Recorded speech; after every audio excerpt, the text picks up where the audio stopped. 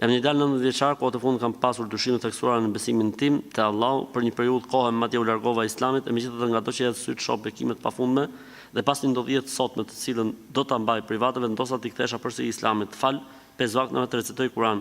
Nuk jam ndier kur më mirë dhe pendesa ime është e pafundme. Megjithatë kam një pyetje. A ka ndonjë mënyrë për të parandaluar ndodhi të tilla si humbja e besimit?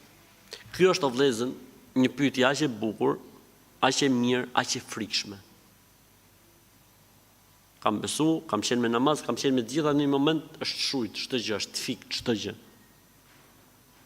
Kjo ka dy arsye madhore. Një, ignoranca. Pra marrja e fesë pa dituri.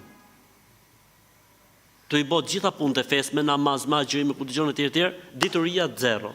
Çfarë ndodh në një moment caktuar, ndodhin fenomene të caktuara në jetë që s'ja din komentimin islam se si e kanë.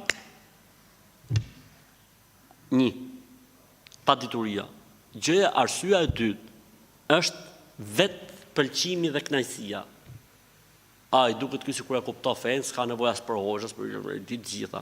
Një moment caktum buzën hum, thot populli. Pam, bie. Mund të jetë shoqënia, mund të jenë kënaqësitë, mund të jenë pasionet, ka shumë arsye, por këto unë mendoj këto janë dy kryesoret. Ignoranca